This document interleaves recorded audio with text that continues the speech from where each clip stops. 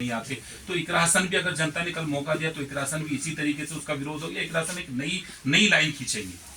देखिए, कोशिश तो यही रहेगी कि ज़्यादा से ज़्यादा अपने लोगों के बीच में रह सके। और अभी मैं किसी पद पे नहीं हूँ, लेकिन लगातार हर रोज़ हम लोग फील्ड में हैं।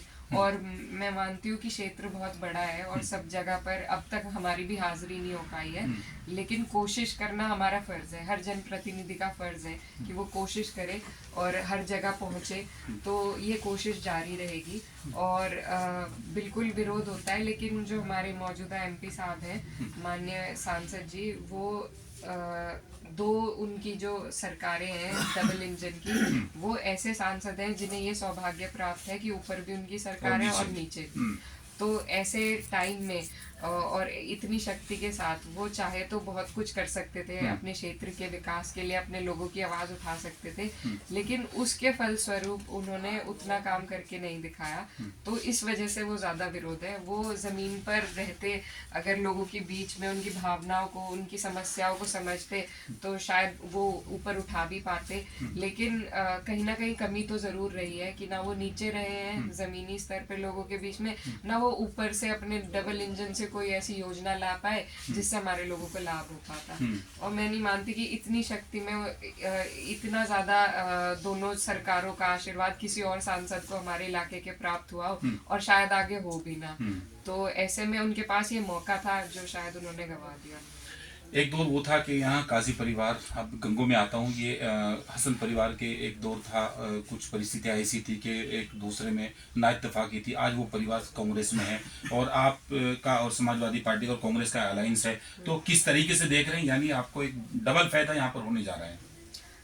जी देखिए, गठबंधन में है, वो भी हैं, हम भी हैं, और जितने भी लोग हैं, हमने जब तक हम लोकदल के साथ थे, हमने अपना गठबंधन का धर्म निभाया। आज हमारा कांग्रेस के साथ गठबंधन है, तो हम बिल्कुल गठबंधन का धर्म निभाएंगे, और उनसे भी हमारी यही उम्मीद है कि वो लोग भी पूरा सहयोग करेंगे। जो लोग समाजवादी पार्टी से टिकट के दावेदारों में थे, उनके कुछ नाम आए, कुछ वीडियोज आई थी पिछले दिनों, तो उन लोगों से क्या कहना चाहेंगे? यानी आपको लगता है कि वो लोग भी सभी पार्टी के साथ और पूरी ईमानदारी के साथ रहेंगे? देखिए, पार्टी का जो भी छोटा बड़ा हर कार्यकर्ता पार्टी के लिए काम करता है। सभी लोग, जैसा आपने बताया, हम सब दावेदार थे।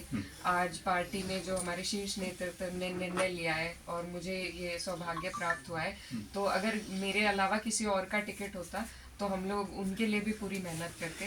तो यही मेरी अपेक्षा बाकी सब दावेदारों से है कि जिसका भी पार्टी ने फैसला किया है, तो मेरी वो सब मदद करें पार्टी के लिहाज से। आप लगातार क्षेत्र में घूम रहे हैं। अंतिम और आखिरी सवाल, बहुजन समाज पार्टी आपके साथ नहीं है, तो आपको लगता है कि बहुजन समाज पार्टी का आपको कुछ नुकसान होगा, जैसा वो आपसे अलग है? देखिए, हम पिछले कई जो चुनाव हैं वो देख चुके हैं, और उसमें जिस हिसाब से वोटिंग रही है तो हमें लाभ भी मिला था। लेकिन अगर तिकोने चुनाव होता है तो मेरे नज़र में उसमें भी हम इंशाल्लाह जीत हासिल करेंगे। तो ये तो पहले सारी पार्टियां अलग अलग लड़ती थी, अब ये गठबंधन का दौर शुरू हुआ है। लेकिन अगर अलग अलग भी लड़ते हैं तो इंशाल्लाह कोई दिक्कत नहीं है हमें, क्योंकि हर वर्ग का अब जो भी नए प्रत्याशी आएंगे, वो जितना वो घूम पाएंगे उससे ज़्यादा हम ऑलरेडी घूम चुके हैं। तो उस हिसाब से प्रत्याशियों के लिहाज से अगर आप देखें, तो जितना हम जा चुके हैं सभी लोगों में, हमारे दलित समाज में भी, उतना और कोई अब तक नहीं गया होगा, तो हमें वहाँ से भी वोट मिलेगा। क्या मैसेज देना चाहेंगे पूरी किरण लोकसभा के मतदाताओं?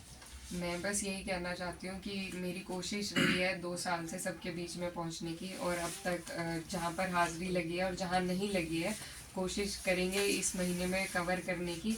और ये 5 साल के बाद मौका आया है, ये बड़ा चुनाव है, ये देश का चुनाव है, और देश की नीतियाँ चलती हैं इस चुनाव से।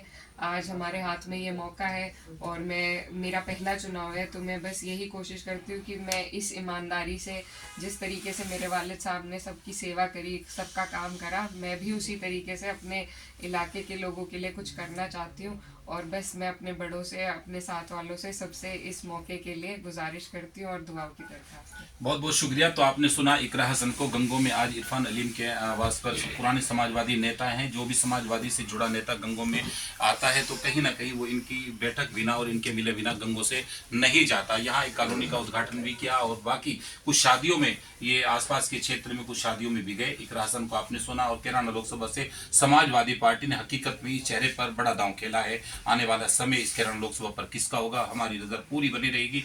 बने रहिए मेरे साथ जनादेश टीवी इंडिया के लिए।